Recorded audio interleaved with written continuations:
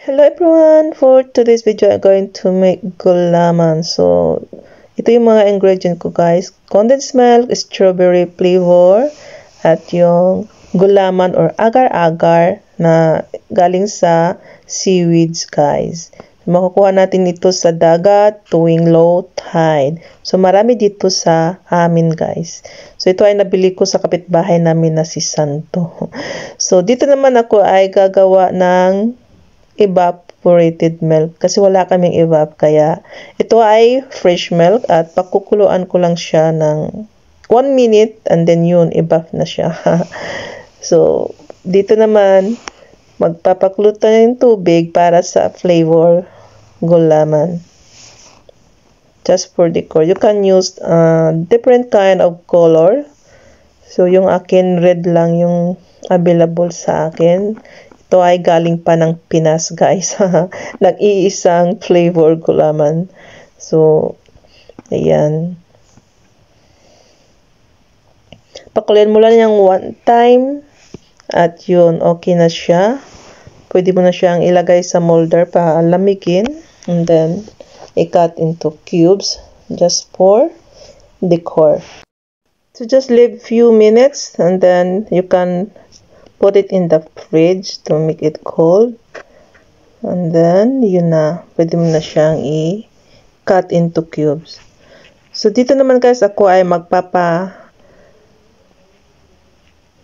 ng tubig para tunawin natin yung gulaman ito. So, kailangan nating tunawin siya guys. Pakuluan natin siya para magiging gulaman siya. So, tutunawin natin siya ng ilang minuto hanggang sa matunaw. Pakuluan natin yung pakuluan hanggang sa matunaw. Ayan. So, ganito lang guys kasimple yung procedure niya. And then, meron ako ditong lemon. Kung walang lemon, kalamansi. Kung may kalamansi, kung walang lemon, ang gulo. Basta need natin ng lemon or kalamansi para matunaw itong gulaman guys. So, ayan.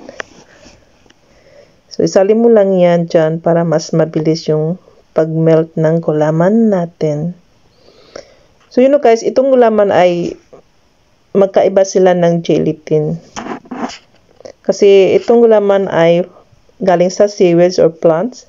And then, yung gelatin naman ay galing sa collagen na sa bones ng mga animals. So, talagang magkaiba sila. So, ito ay halal. Ayan. So, agar-agar or gulaman ay isa lang.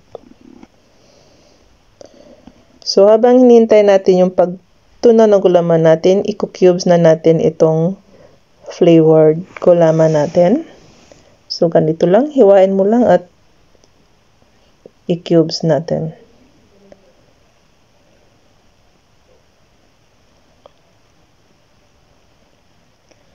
So, itong dessert na to, isa sa mga paborito ko nung nasa Pinas pa ako, guys.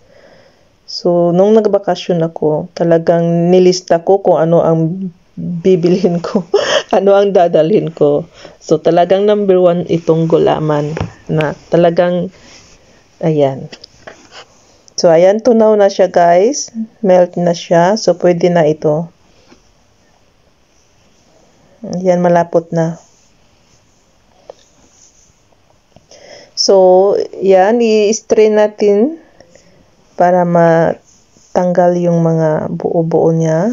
So, kailangan natin yung katas niya, guys. Parang, ayun, yung parang tubig niya. Ayan. So, ganito lang ang gagawin. I-strain mo siya, tapos, ganyan. Hanggang sa maubos na yung katas niya. Na magiging tubig.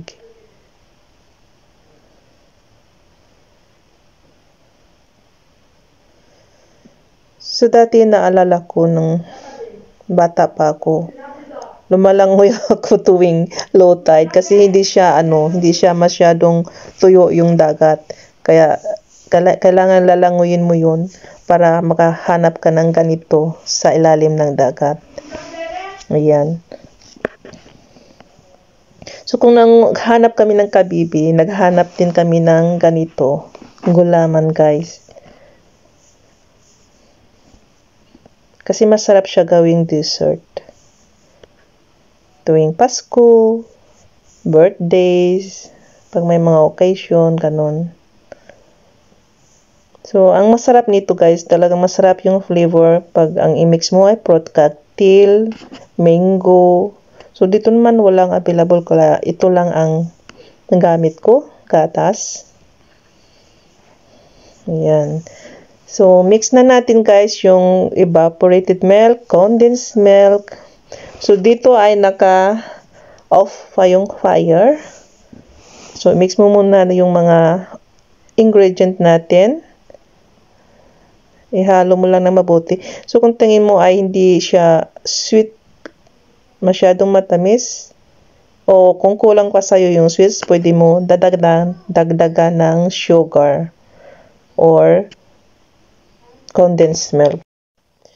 So, ayan, i-mix mo muna siya ng mabuti bago mo isalang sa apoy. Ayan.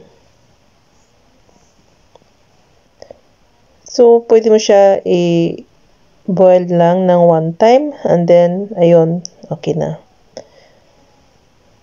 So, ganito lang guys ang gagawin natin. Kung paano mo ginawa yung glass window. So, ito ay pareho lang din. Kaso kulang lang yung mga kulay natin.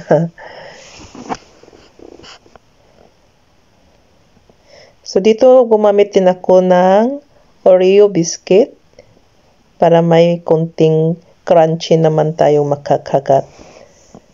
Ayan. So, ito na yun guys, ang lahat na nagawa ko sa isang buo na gulaman. So, marami-rami din siya guys. Ayan. Marami yung resulta niya.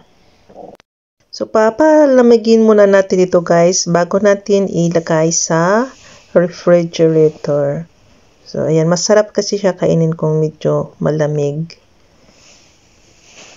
So, ayan. Ito, tingnan nyo. Matigas na siya. Ayan. Kumakapit na.